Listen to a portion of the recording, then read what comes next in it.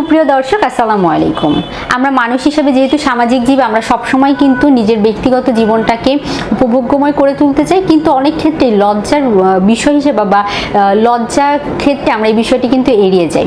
তো অনেক ক্ষেত্রে দেখা যায় যে আমরা জানি না নিজেদের শারীরিক অ্যাক্টিভিটিসগুলো খাবারের সাথে অনেকটাই সম্পর্কযুক্ত। আমরা অনেক সময় বিষয়টি মেনেও চলি না, কেননা আমরা মনে করি আসলে আমি খাচ্ছি, খাবার খেলে হয়তো শক্তি পাচ্ছি। কিন্তু এই যে আপনি শক্তি পাচ্ছেন সেটা ঠিক আছে, কিন্তু এমন খাবার আছে, বেশ কিছু খাবার যেটি কিন্তু আপনার ব্যক্তিগত জীবনের উপর বাজে প্রতিক্রিয়া তৈরি করতে পারে, আপনার যৌন জীবনকে হুমকির সম্মুখীন করে ফেলতে পারে। এমনও বেশ কিছু খাবার আছে যে খাবারগুলো আপনি খাদ্য তালিকায় রাখলে সেগুলো কিন্তু আপনার যৌন শক্তিকে কমিয়ে দিবে।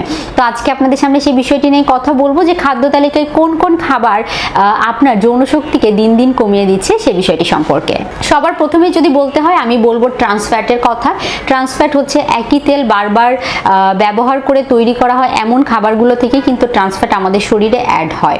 অর্থাৎ আপনি একটি তেল ব্যবহার করে কোনো ভাজা পোড়া করলেন, সেই তেলটি আবার পরবর্তীতে রেখে দিলেন, রেখে অন্যান্য কোনো রান্নার কাজে ব্যবহার করলেন। সেই একই তেল 2 থেকে 3 বার ব্যবহার করা হলে সেখানে ট্রান্স ফ্যাট তৈরি হয়। ট্রান্স ফ্যাট জাতীয় খাবার নিয়মিত গ্রহণ করার মাধ্যমে কিন্তু আপনার বিভিন্ন ধরনের শারীরিক জটিলতা যেমন দেখা দিতে পারে, ঠিক সেভাবে কি হয় আপনার যৌন শক্তিকে কমিয়ে দিতে পারে। কেননা এটি বারবারই বিভিন্ন গবেষণায় উঠে এসেছে, মেয়েদের যৌন জীবনের সাথে সম্পৃক্ত যে সকল হরমোন আছে বা ছেলেদের যৌন জীবনের সাথে সম্পৃক্ত যে সকল হরমোন আছে সেই হরমোনের অ্যাক্টিভিটিসগুলো কমিয়ে দেয় কিন্তু এই ট্রান্স ফ্যাট জাতীয় খাবার। তো রাস্তায় ধারে বিক্রি করা বিভিন্ন ধরনের পোড়া তেল আমরা আসলে যেগুলো দেখি, সেই তেলগুলোতেই তৈরি করা খাবারগুলো বা সেই তেলগুলো ব্যবহার করে তৈরি করা খাবারগুলো কিন্তু আপনার যৌন জীবনকে হুমকির সম্মুখে ফেলে দিচ্ছে।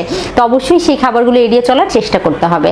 তার পরবর্তীতে বলবো প্রসেস ফুড বা প্রক্রিয়াজাত করা খাবার। আমরা এখন এই কর্মব্যস্ত জীবনে প্রসেস ফুড বা প্রক্রিয়াজাত খাবারের প্রতি কিন্তু নির্ভরশীল হয়ে যাচ্ছি।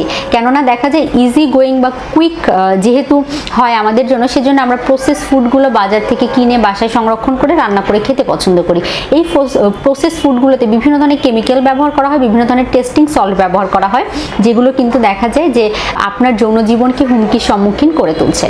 তারপরে বলবো সরল শর্করা বা সিম্পল কার্বোহাইড্রেট জাতীয় যে সকল খাবারগুলো আছে, যেমন বাইরে থেকে কিনে নিয়ে আসা বিভিন্ন ধরনের আমরা চিনি জাতীয় সাদা চিনি থেকে তৈরি করা খাবার বা বিভিন্ন ধরনের যে কোল্ড ড্রিঙ্কস বা সফট ড্রিঙ্কস আছে সেগুলো আমরা গ্রহণ করতে পছন্দ করি, বা বিভিন্ন ধরনের চকলেট আমরা গ্রহণ করতে পছন্দ করি, বা মিষ্টি জাতীয় বিভিন্ন যে খাবারগুলো আমরা গ্রহণ করি, এই জাতীয় খাবারগুলো যেমন আপনার ওজন আধিক্যের কারণ হিসেবে বিবেচিত, এই খাবারগুলোও কিন্তু দেখা যায় যে আপনার যৌন জীবনকে হুমকির সম্মুখীন করে ফেলছে।